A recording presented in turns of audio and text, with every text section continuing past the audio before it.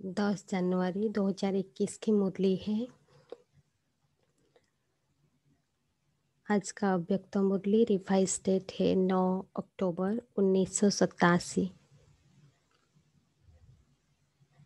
आज की heading line है अलौकिक राज्य दरबार का समाचार।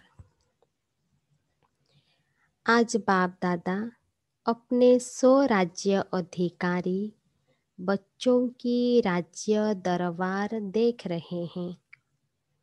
आज बाप दादा अपने स्वराज्य अधिकारी बच्चों की राज्य दरबार देख रहे हैं। यह संगम युग की निराली श्रेष्ठ शान वाली अलौकिक दरबार सारे कल्प में न्यारी और अति प्यारी है। बाबा बोले कि संगम युग की निराली श्रेष्ठ शान वाली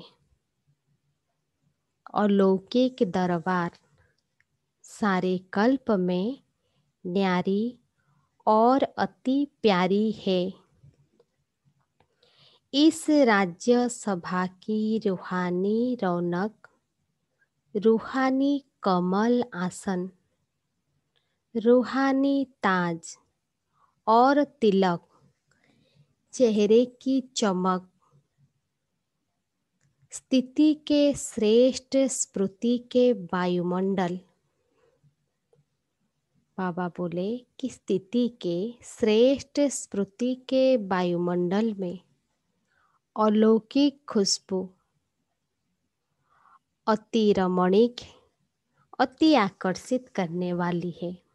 जो इस राज्य सभा की क्या क्या बाबा देखे, रूहानी रौनक, रूहानी कमल आसन।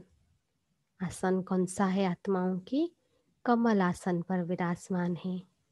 रूहानी ताज है और तिलक, चेहरे की चमक रूहानियत है।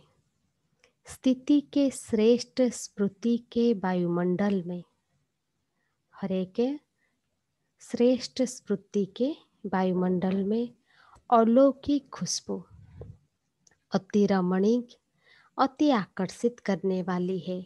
बाबा बोले ऐसी सभा को देख बाप दादा हरेक राज्य अधिकारी आत्मा को देख हर्षित हो रहे हैं।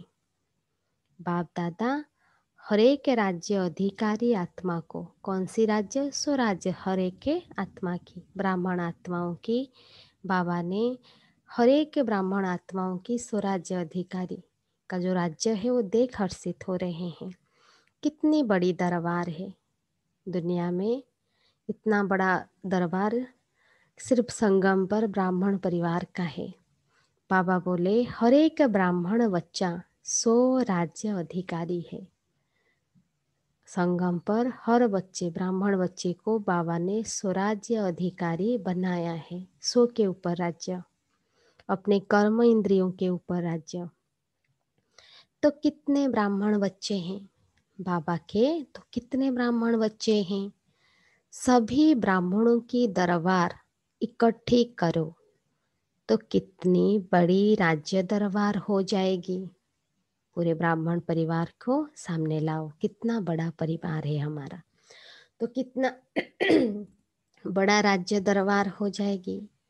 इतनी बड़ी राज्य दरबार किसी भी युग में नहीं होती, सिर्फ संगम पर होती है। यही संगम युग की विशेषता है। जो ऊंचे ते ऊंचे बाप के सर्व बच्चे स्वराज्य अधिकारी बनते हैं। यही संगम युग की विशेषता है। बाबा बोले जो ऊंचे ते ऊंचे बाप के सर्व बच्चे स्वराज्य अधिकारी बनते हैं।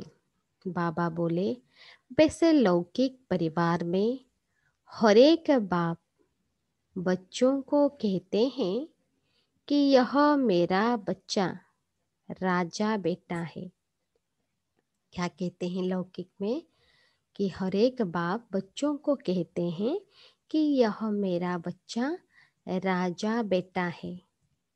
बा इच्छा रखते हैं कि मेरा हर एक बच्चा राजा बने, लेकिन सभी बच्चे राजा बन ही नहीं सकते।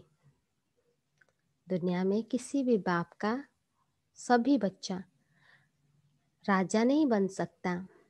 बाबा बोले, क्या बोले बाबा?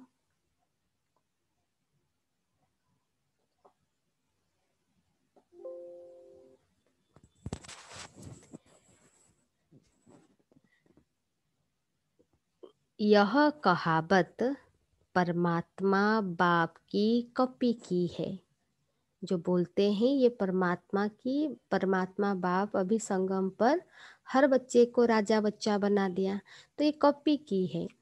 इस समय बाप दादा के सब बच्चे राजयोगी अर्थात 100 के राजे नंबरवार जरूर है, लेकिन है सभी राजयोगी। हम सब बच्चे कौन से हैं? राजयोगी।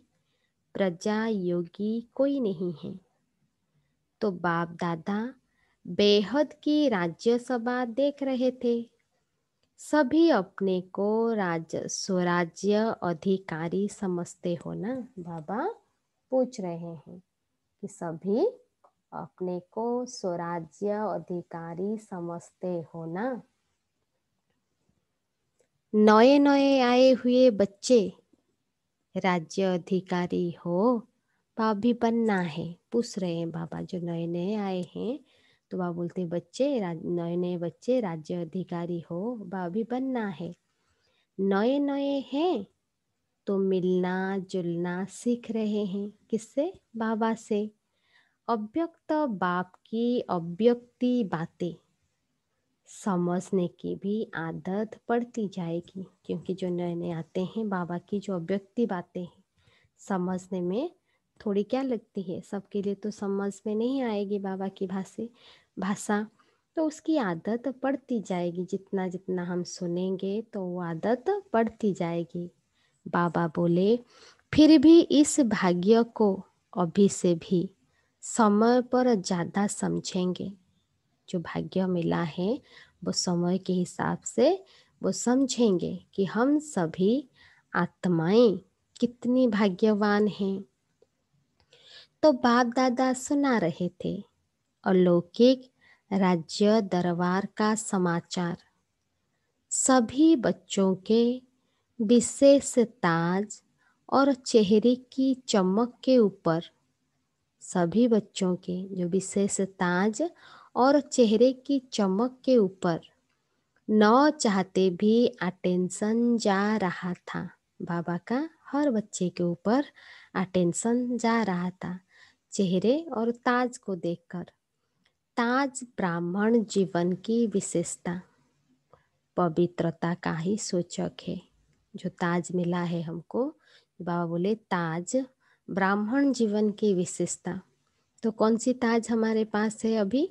पवित्रता का ही सूचक है। चेहरे की चमक रूहानी स्थिति में स्थित रहने की, रूहानियत की चमक है। जो चेहरे की चमक है रूहानी स्थिति में स्थित रहने की, रूहानियत की चमक है। साधारण रीति से भी किसी भी व्यक्ति को देखेंगे तो सबसे पहले दृष्टि चेहरे तरफ ही जाएगी।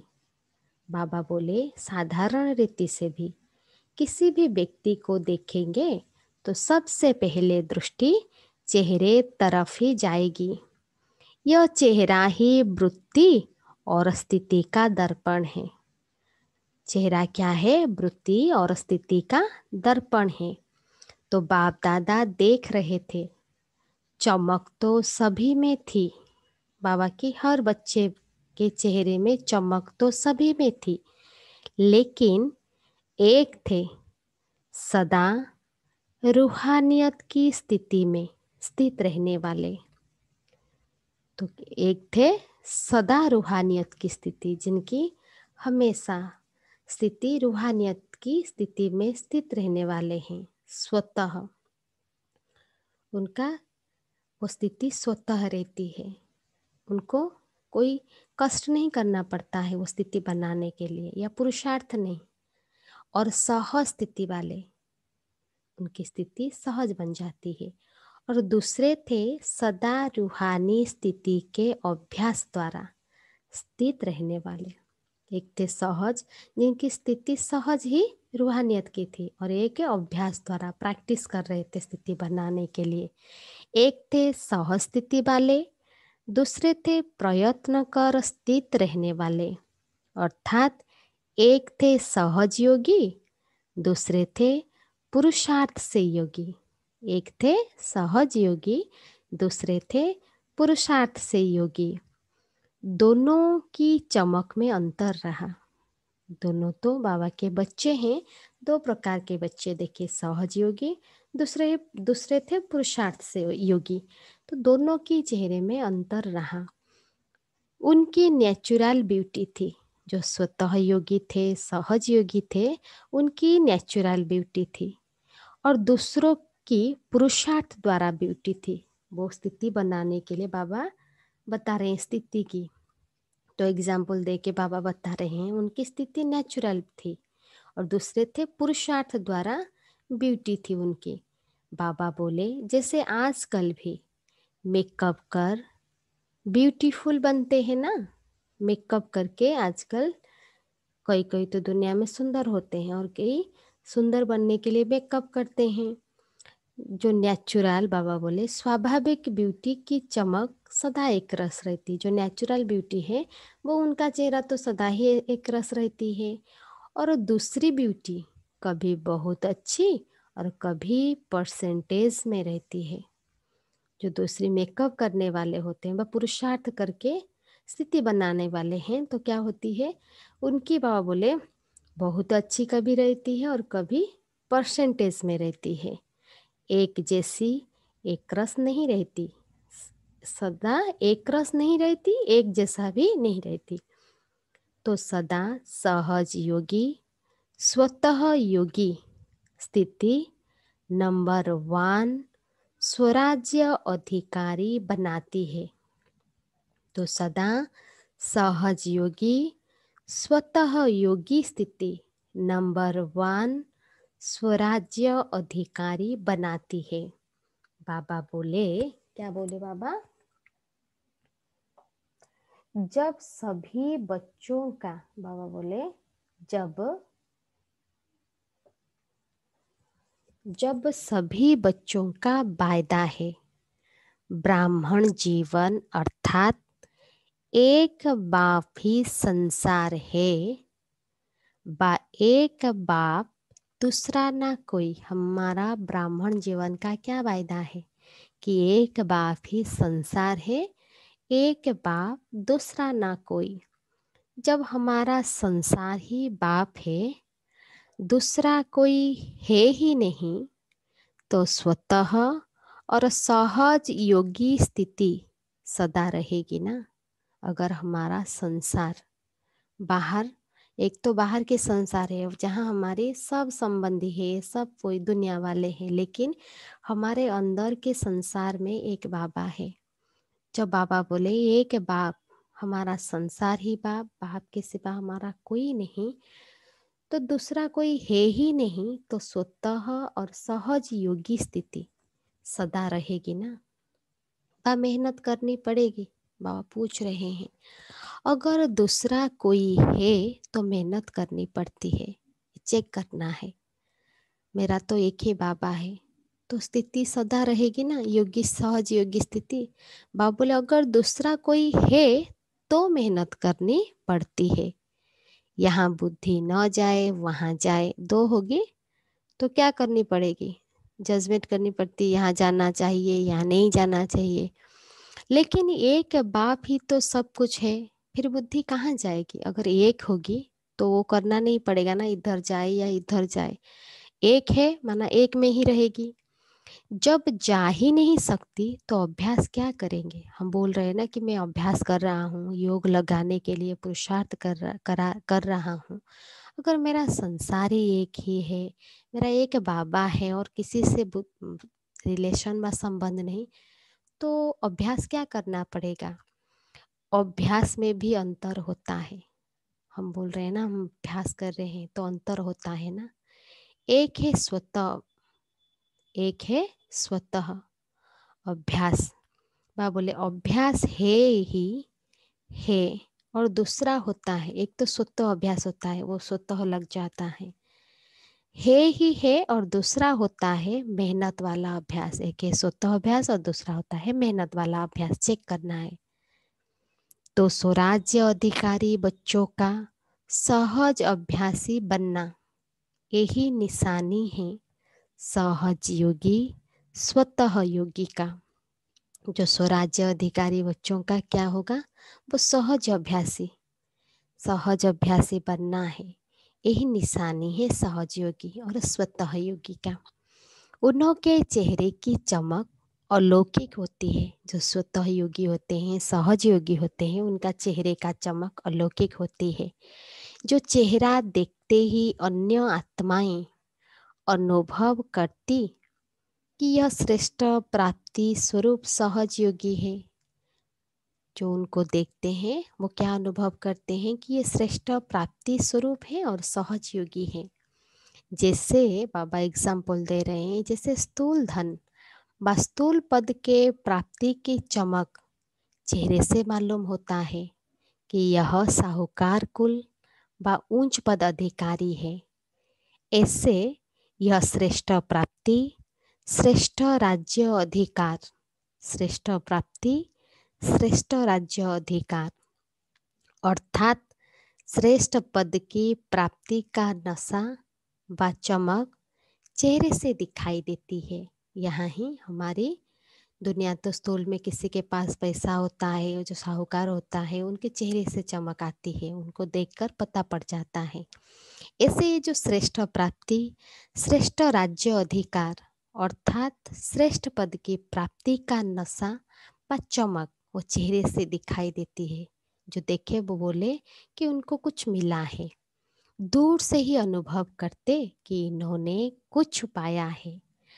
प्राप्ति स्वरूप आत्माएं हैं, देखकर पता पड़ जाएगा कि इनके पास सब कुछ भरपूर है।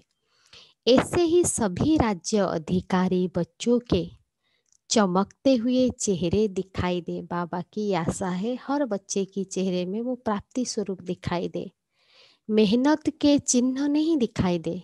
बाबा को अच्छा नहीं लगता कि उसके बच्चे मेहनत करें, प्राप्ति के चिन्ह ही दिखाई दे। अभी भी देखो, कोई कोई बच्चों के चेहरे को देख यही कहते हैं इन्होंने कुछ पाया है, और कोई कोई बच्चों को देखकर ऐसे भी बोलते हैं कि इन्होंने कुछ पाया है। और कोई कोई बच्चों के चेहरे को देख यह भी कहते कि ऊंची मंजिल है, लेकिन त्याग भी बहुत ऊंचा किया है। हमारे चेहरे को कोई देख के ऐसा ना बोले कि हम बहुत त्याग किया है, ऊंची मंजिल है और लेकिन त्याग भी बहुत किया है। ऐसे भी बच्चों की चेहरे बाबा बोले देखकर कोई कोई कहते हैं त्याग दिखाई देता है, भाग्य नहीं दिखाई देगा चेहरे से। अगर ऐसा हम प्राप्ति संपन्न होंगे तो हमारे चेहरे से दूसरों को भाग्य दिखाई देना चाहिए, त्याग नहीं दिखाई देना चाहिए कि हमने इतना त्याग किया, वो चेहरे से नहीं आना चाहिए। या यह कहेंगे कि मेहनत बहुत अच्छे कर रहे हैं। अगर हम पुरुषार्थ कर रहे हैं योग लगाने के लिए तो दूसरे हमको देख के कहेंगे कि बहुत मेहनत कर रहे हैं, क्योंकि हमारा तो टाइटल है बाबा, तो हम सभी बच्चों को ये टाइटल दिया सहज योगी का। फिर पुरुषार्थ चेहरे में क्यों दिखाई दे। बाप दादा यही देखना चाहते हैं कि हर एक बच्चे के चेहरे से सहज योगी की चमक दिखाई दे, हर एक बच्चे के चेहरे से सहज योगी की चमक दिखाई दे, श्रेष्ठ प्राप्ति के नशे की चमक दिखाई दे। क्योंकि प्राप्तियों के भंडार बाप के बच्चे हो। किसके बच्चे हम सब हैं? प्राप्ति के भंडार बाप के बच्चे हो।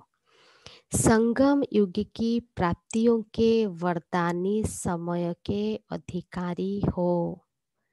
निरंतर योग कैसे लगाए?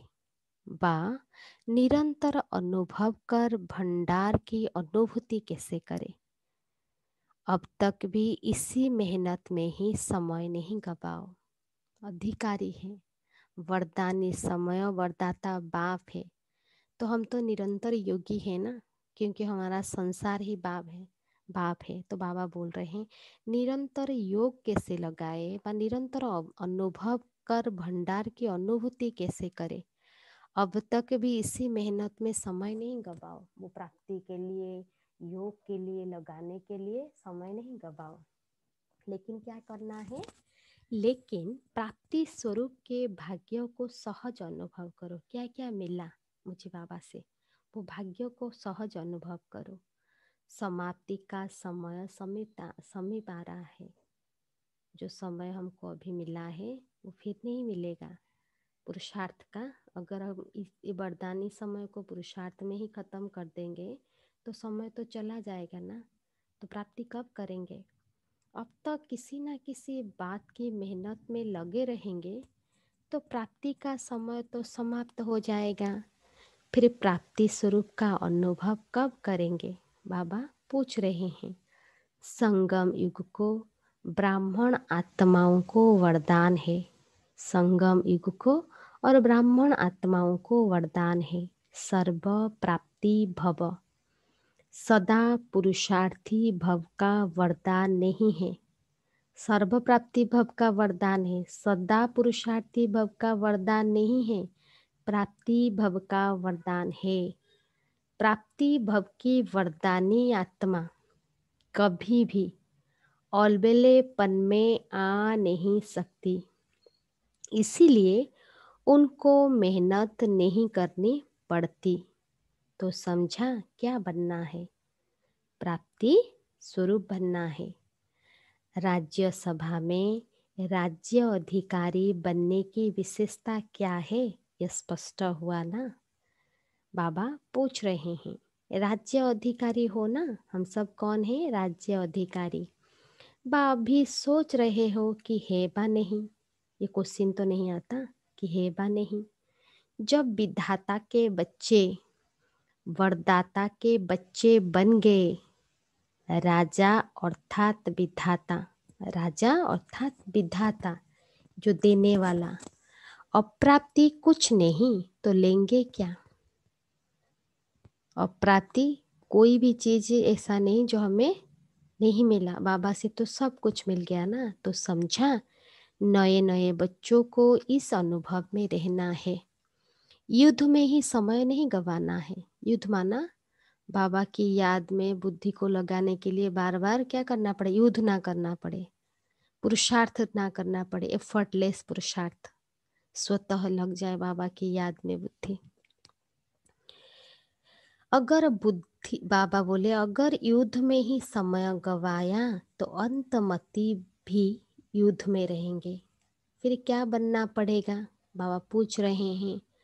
चंद्रवंश में जाएंगे व सूर्यवंशी में। युद्ध वाला तो चंद्रवंश में जाएगा।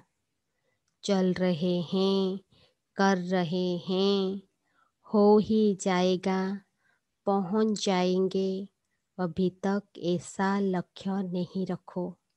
अब नहीं तो कब नहीं, अब नहीं तो कब नहीं।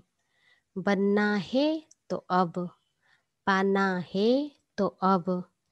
ऐसे उमंग उत्साह वाले ही समय पर अपनी संपूर्ण मंजिल को पा सकेंगे। त्रेता में राम सीता बनने के लिए, बाबा बोले त्रेता में राम सीता बनने के लिए तो कोई भी तैयार नहीं है। जब सतयुग सूर्यवंश में आना है तो सूर्यवंश अर्थात सदा मास्टर विधाता और वरदाता लेने की इच्छा वाला नहीं। जो सूर्यवंशी है वो लेने की इच्छा वाला नहीं, मदद मिल जाए। क्या क्या लेने की इच्छा नहीं, बाबा बोले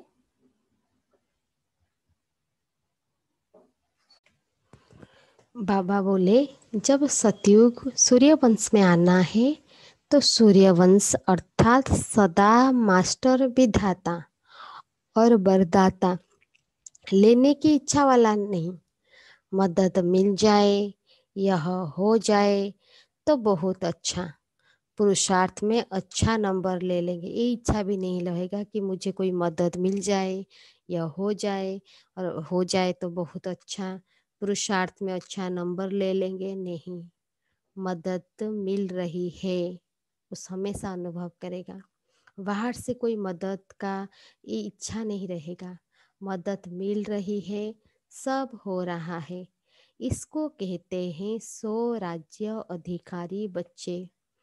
आगे बढ़ना है या पीछे आए हो तो पीछे ही रहना है। बाबा पूछ रहे हैं हर बच्चे को, चाहे नया, जो नए नए आए हैं, चाहे कोई कितने भी ज्ञान में चल रहे हैं, तो बाबा नए बच्चों से पूछ रहे हैं आगे बढ़ना है या पीछे आए हो तो पीछे ही रहना है। आगे जाने का सहज रास्ता है। बाबा हर बच्चे को बोल रहे हैं, चाहे नया हो या पुराना हो, आगे जाने का सहज रास्ता है। सहज योगी स्वतः योगी बनो। सहज योगी स्वतः योगी बनो। बहुत सहज है।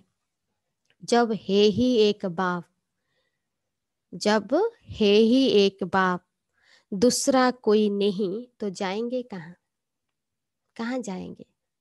प्राप्ति ही प्राप्ति है, फिर मेहनत क्यों लगेगी? अगर मेरा एक बाप दूसरा नहीं, तो बुद्धि कहाँ जाएगी? प्राप्ति ही प्राप्ति है, फिर मेहनत क्यों लगेगी? तो प्राप्ति के समय का लाभ उठाओ। सर्व प्राप्ति स्वरूप बनो। सर्व प्राप्ति स्वरूप बनो। समझा?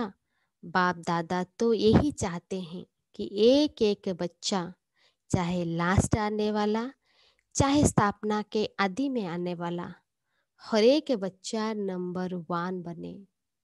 कितना प्यार से बाबा हर बच्चे के लिए कितना सुंदर संकल्प करते हैं। बाबा का यही इच्छा है। बाप दादा तो यही चाहते हैं कि एक एक बच्चा, चाहे लास्ट आने वाला, चाहे स्थापना के आदि में आने वाला, हर एक बच्चा नंबर 1 बने। राजा बनना है 9 की प्रजा। अच्छा, महाराष्ट्र और मध्य प्रदेश का ग्रुप आया है।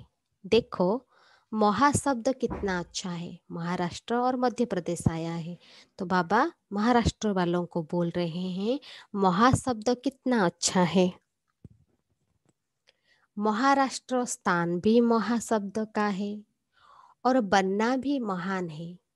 महान तो बन गए ना, क्योंकि बाप के बने माना महान बने। महान आत्माएं हो। ब्राह्मण अर्थात महान। हम सब महान आत्माएं हैं। ब्राह्मण अर्थात महान।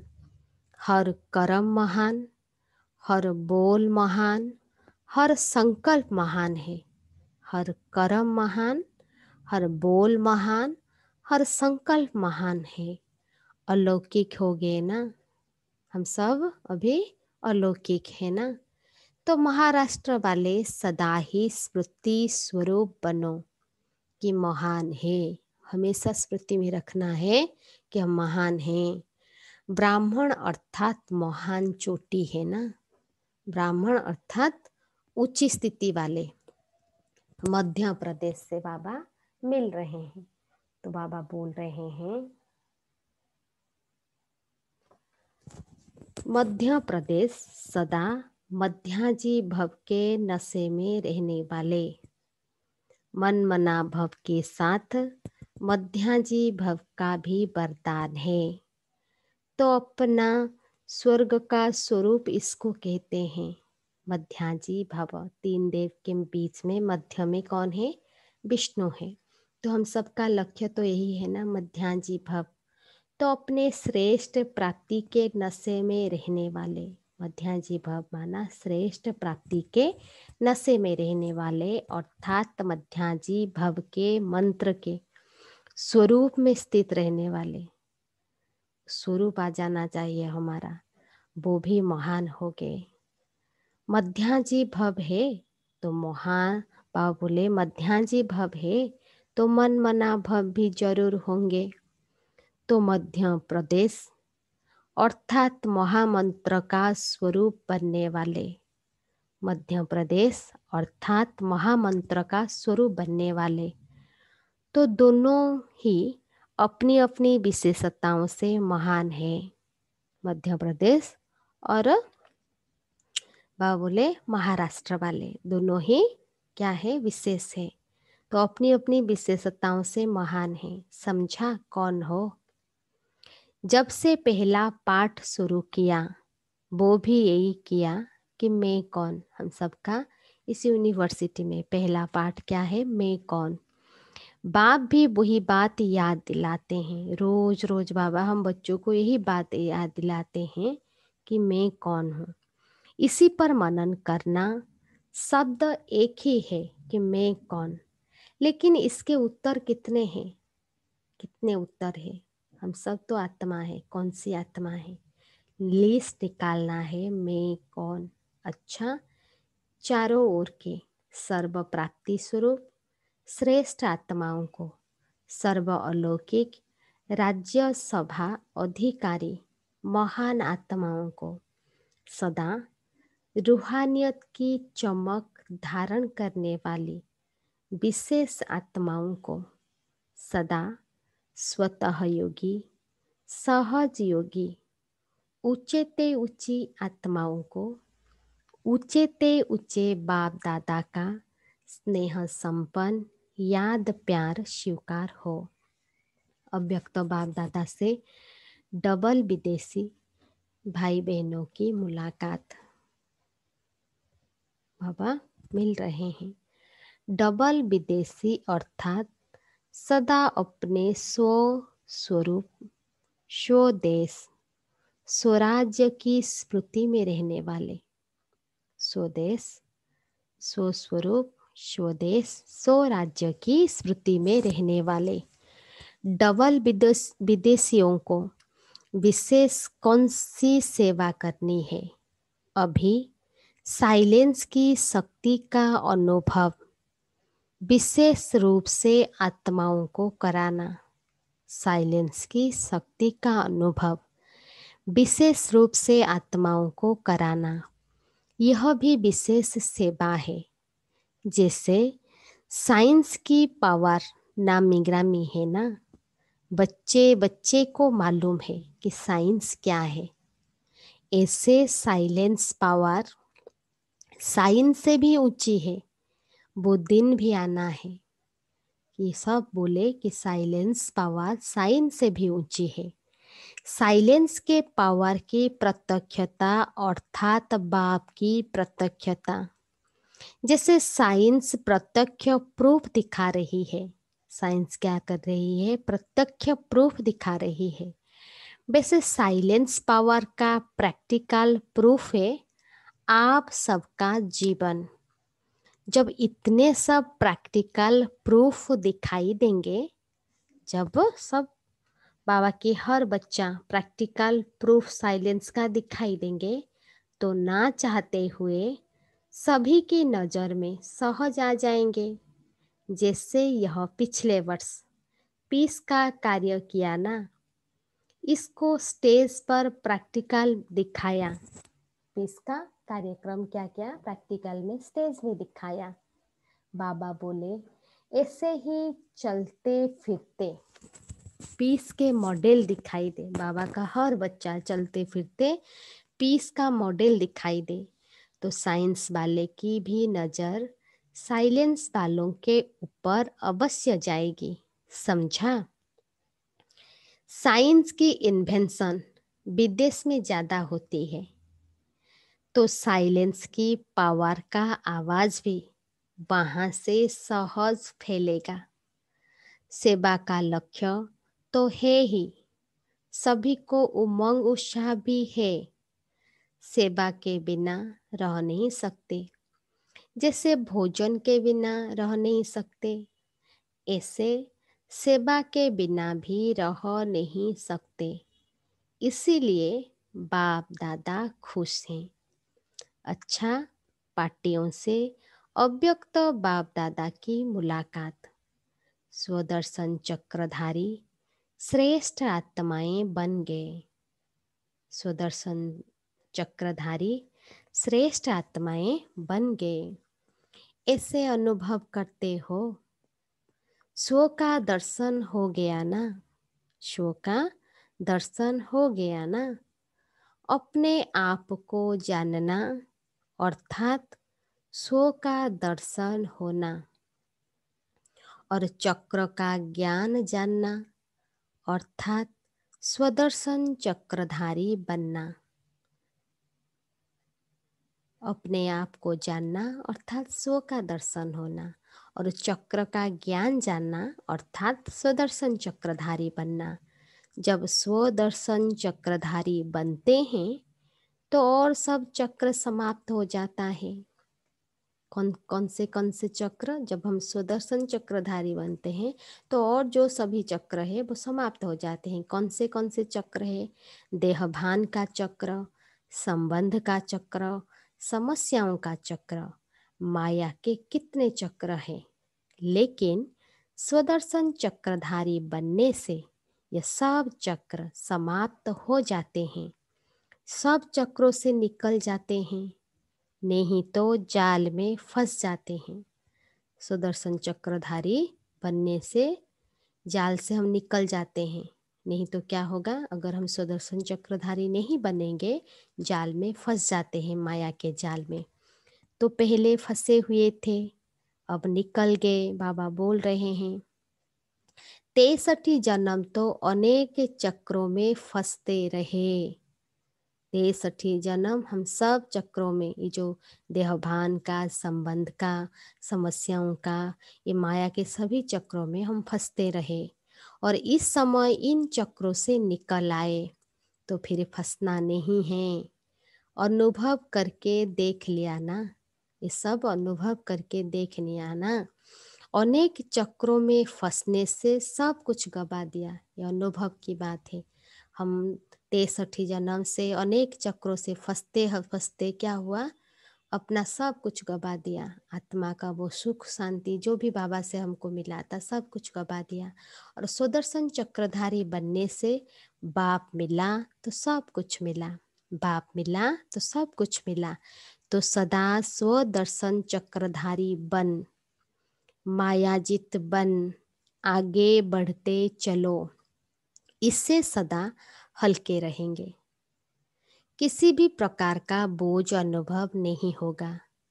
बोझ ही नीचे ले आता है। बाबा बोले जो बोझ है, क्या होगा? बोझ नीचे ले आता है, और हल्का होने से ऊंचे उड़ते रहेंगे। तो उड़ने वाले हो ना? बाबा पूछ रहे हैं, उड़ने वाले हो ना? कमजोर तो नहीं। अगर एक भी पंख कमजोर होगा तो नीचे ले आएगा, उड़ने नहीं देगा। इसीलिए दोनों ही पंख मजबूत हो तो स्वतः उड़ते रहेंगे। स्वदर्शन चक्रधारी बनना अर्थात उड़ती कला में जाना। अच्छा, राजयोगी श्रेष्ठ योगी आत्माएं होना, राजयोगी श्रेष्ठ योगी आत्माएं होना। साधारण जीवन से सहज योगी राजयोगी बन गए। साधारण जीवन से सहज योगी राजयोगी बन गए। ऐसी श्रेष्ठ योगी आत्माएं सदा ही अतीन्द्रिय सुख के झूले में झूलती है। हठयोगी योग द्वारा शरीर को ऊंचा उठाते हैं। जो हठयोगी हैं वो क्या करते हैं? योग द्वारा, हठयोग द्वारा अपने शरीर को ऊंचा उठाते हैं और उड़ने का अभ्यास करते हैं। वास्तव में आप राजयोगी ऊंची स्थिति का अनुभव करते हो। हम सब राजयोगी है, हमारा स्थिति ऊंचा है। इसको ही कॉपी करके वो शरीर को ऊंचा उठाते हैं। लेकिन आप कहाँ भी रहते, ऊंची स्थिति में रहते हो, ये स्थिति की निशानी है। इसीलिए कहते हैं योगी ऊंचा रहते हैं। योगी की स्थिति हमेशा ऊंचा है। तो मन की स्थिति का स्थान ऊंचा है, मन की स्थिति का स्थान ऊंचा है। क्योंकि डबल लाइट बन गए हो। वैसे भी फरिश्तों के लिए कहा जाता है कि फरिश्तों के पाँव धरती पर नहीं होते। फरिश्ता अर्थात जिसका बुद्धि रूपी पाँव धरती पर न हो। फरिश्ता अर्थात जिसकी बुद्धि रूपी पाँव धरती पर न हो, देहभान में न हो। धरती माना देहभान, देहभान से सदा ऊंचे ऐसे फरिश्ते अर्थात राजयोगी बन गए। अभी इस पुरानी दुनिया से कोई लगाव नहीं, इसी पुरानी दुनिया से कोई लगाव नहीं। सेवा करना अलग चीज है, लेकिन लगाव ना हो। सेवा करना बाबा बोले अलग चीज है, लेकिन लगाव ना हो। योगी बनना अर्थात बाप और मैं, योगी माना बाप और मैं, तीसरा न कोई। तो सदा इसी स्मृति में रहो कि हम राजयोगी सदा फरिश्ते हैं। जो राजयोगी है वो सदा फरिश्ते हैं। इसी स्मृति से सदा आगे बढ़ते रहेंगे। राजयोगी सदा बेहद के मालिक हैं, हद के मालिक नहीं। राजयोगी माना बेहद के मालिक, हद के नहीं। हद से हम सब निकल गए, बेहद का अधिकार मिल गया। इसी खुशी में रहो। जैसे बेहद का बाप है, वैसे बेहद की खुशी में रहो, नशे में रहो। अच्छा, विदाई के समय बाबा बच्चों से विदाई ले रहे हैं। सभी अमृत बेले के वरदानी बच्चों को, संगम युग माना अमृत बेला, तो सभी अमृत बेले के वरदानी बच्चों को वरदाता बाप की सुनहरी याद प्यार स्वीकार हो। साथ साथ बाबा गोल्डन याद प्यार दे रहे हैं, क्योंकि हम सब गोल्डन युग में जाएंगे। साथ साथ सुनहरी दुनिया बनाने की सेवा से सदा प्लान मनन करने वाले और सदा सेवा में दिल व जान, सिख व प्रेम से, तन मन धन से सहयोगी आत्माएं सभी को बाप दादा गुड मॉर्निंग, डायमंड मॉर्निंग कर रहे हैं। गुड मॉर्निंग भी कर रहे हैं, डायमंड मॉर्निंग भी कर रहे हैं।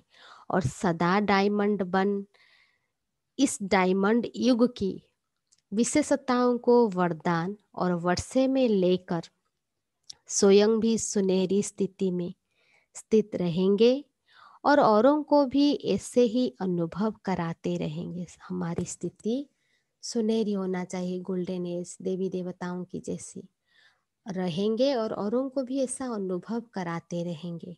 तो चारों ओर के डबल हीरो बच्चों को डायमंड मॉर्निंग, हम सब रूहानी बच्चों की, रूहानी बाप दादा को भी याद प्यार नमस्ते नमस्ते। और बाबा भी हम बच्चों को डायमंड मॉर्निंग कर रहे हैं और हम सब बच्चों को, बच्चों की तरफ से बाबा को भी डायमंड मॉर्निंग। अच्छा, आज का वरदान, रहम दिल की भावना द्वारा अपकारी पर भी उपकार करने वाले शुभ चिंतक भव। रहम दिल की भावना द्वारा अपकारी पर भी उपकार करने वाले शुभ चिंतक भव। विस्तार में बाबा बोले, कैसी भी कोई आत्मा, कैसी भी कोई आत्मा, चाहे सत्वगुणी चाहे तमोगुणी, संपर्क में आए, लेकिन सभी के प्रति शुभ चिंतक अर्थात अपकारी पर भी उपकार करने वाले, चाहे सत्वगुणी आत्मा हो या तमोगुणी आत्मा हमारे संपर्क में आए, लेकिन सभी के प्रति बाबा बोले शुभ चिंतक अर्थात अपकारी पर भी उपकार करने वाले। कभी किसी आत्मा के प्रति घृणा दृष्टि न हो। चेक करना है, किसी भी आत्मा के प्रति घृणा दृष्टि न हो, क्योंकि जानते हो यह अज्ञान के वशीभूत हैं, बेसमझ हैं, जो क्या करते हैं, अपकार करते हैं।